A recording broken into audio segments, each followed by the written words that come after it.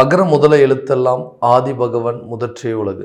நெஞ்சமெங்கும் நிறைந்திருக்கும் அன்பு நெஞ்சங்களுக்கு எனது அன்பார்ந்த வணக்கம்.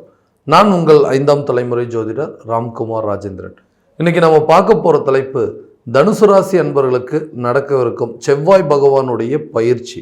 அதாவது இந்த செவ்வாய் பயிற்சி அப்படிங்கிறது உங்களுடைய ராசிக்கு 5ஆம் இடமான பூர்வ புண்ணிய ஸ்தானம் புத்திரஸ்தானத்தில் நடைபெறவிருக்குங்க.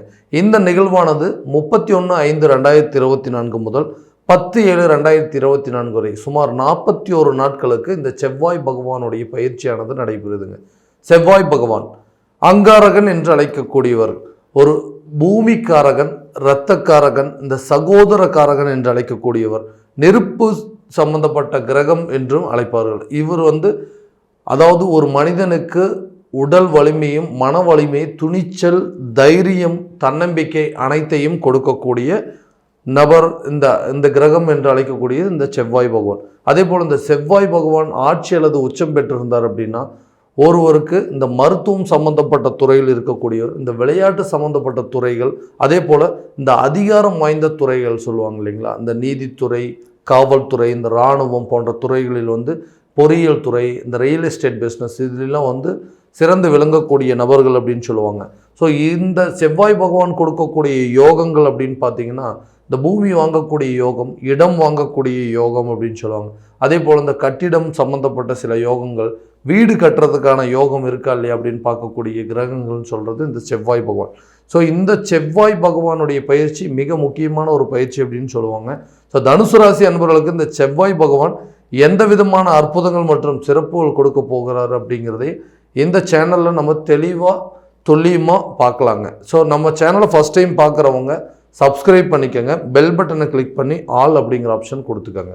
ஸோ தனுசு ராசி அன்பர்கள் குரு பகவானை அதிபதியாக கொண்டவர்கள், பிடிவாத குணம் கொண்டவர்கள் அப்படின்னு சொல்லலாங்க.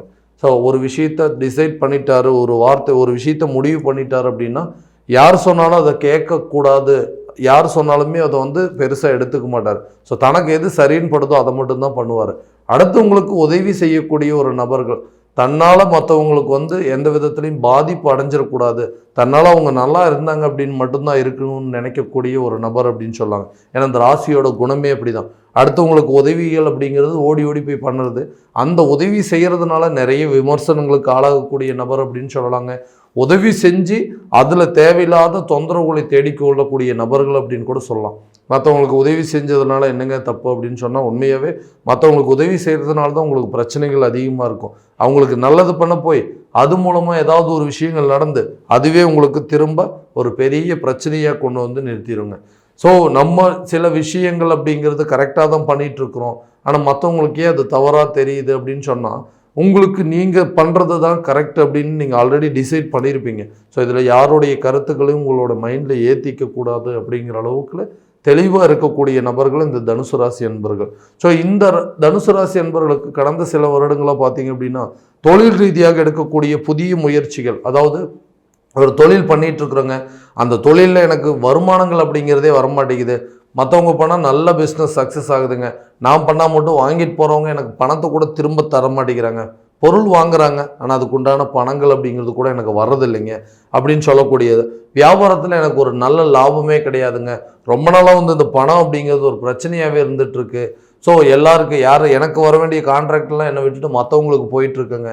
ஸோ இதனால் எனக்கு இருக்கக்கூடிய மதிப்பு மரியாதை அப்படிங்கிறது கொஞ்சம் கொஞ்சமாக குறைஞ்சிட்டே வந்துட்டுருக்குன்னு சொல்லக்கூடிய நபர்களுக்கு இந்த காலகட்டங்களில் இந்த செவ்வாய் பகவானுடைய பயிற்சி இந்த 5ஆம் இடமான பூர்வ புண்ணியஸ்தானம் புத்திரஸ்தானத்தில் நடைபெறுது. ஸோ இந்த 5ஆம் இடம் அப்படின்னு சொல்லக்கூடியது ஒரு தைரியத்தோடையும் துணிச்சலோடையும் ஒரு காரியத்தில் இறங்கி அந்த காரியத்தில் வெற்றி பெறக்கூடிய சில சூழ்நிலைகள் அப்படிங்கிறது உருவாக்கக்கூடிய இடங்க.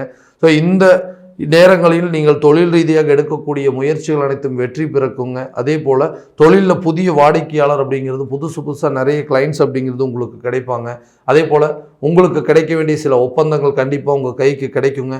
வியாபாரத்தில் நல்ல ஒரு லாபம் அப்படிங்கிறது கிடைக்குங்க.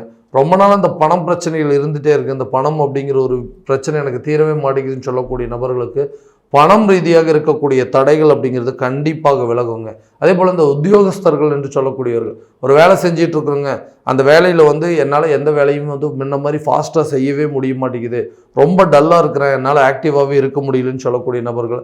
அதே போல் நான் நினச்ச இடத்துல ஒரு இடத்துல இருந்து இன்னொரு இடத்துக்கு ட்ரான்ஸ்ஃபர் கிடச்சிதுன்னா நல்லா இருக்குமே, அந்த ஊரில் போய் ஒர்க் பண்ணால் நல்லாயிருக்கும், ஸோ அப்படின்னு சொல்லிட்டு நிறைய விஷயங்கள் ட்ரை பண்ணிகிட்டு இருந்தோம், அதுவும் வந்து செட் ஆக மாட்டேங்குதுங்க. அதே போல் தேவையில்லாத எனக்கும் எங்களுடைய சுப்பீரியர் அதாவது ஹையர் அஃபீஷியல் கூட அதிகமாக சண்டை வந்துகிட்டே இருக்குது, ஆர்குமெண்ட் வந்துகிட்டே இருக்குன்னு சொல்லக்கூடிய நபர்களுக்கு எல்லா பிரச்சனையும் கண்டிப்பாக தீரப்போகுதுங்க.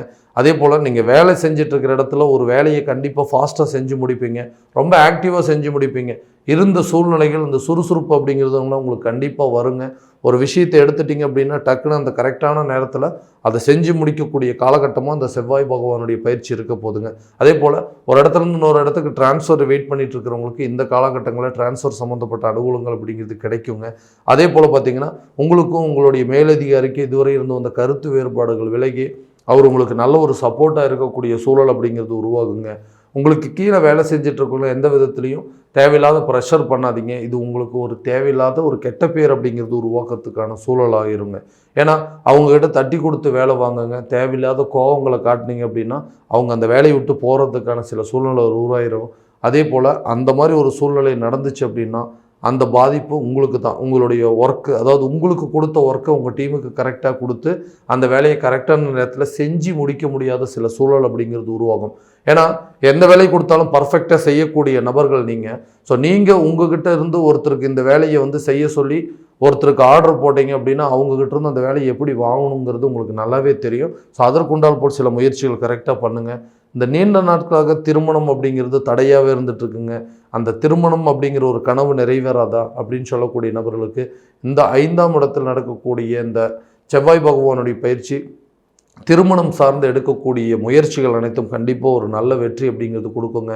இதனால் என்னென்னா நிறைய பேருக்கு நீங்கள் நல்லது ஏதாவது ஒரு விதத்தில் ஹெல்ப் பண்ணிகிட்டு இருப்பீங்க, அந்த ஹெல்பிங் டெண்டன்சி அதாவது அந்த மாதிரி சில விஷயங்கள் அப்படிலாம் எல்லாத்துக்குமே தெரிய ஆரம்பிக்கும். இந்த மாதிரி பையனுக்கு நீங்கள் பொண்ணு கொடுக்குறீங்களா, கண்டிப்பாக நல்ல பையன் அப்படின்னு சொல்லக்கூடிய சில யோக காலமாக உருவாக போகுதுங்க. இது வரைக்கும் உங்கள் மேலே இருந்த கெட்ட பேர் அப்படிங்கிறது கண்டிப்பாக விலகுங்க. அடுத்தவங்களுக்கு உதவி செய்கிறதுனால நல்ல பலன்கள் நடக்கும் அப்படிங்கிறத நீங்களே கண்டிப்பாக தெரிஞ்சுக்குவீங்க. ஏதாவது ஒரு விதத்தில் ஒரு சில வாய்ப்புகள் உங்களையே தேடி வரும், அந்த வாய்ப்பை கரெக்டாக பயன்படுத்திக்கங்க.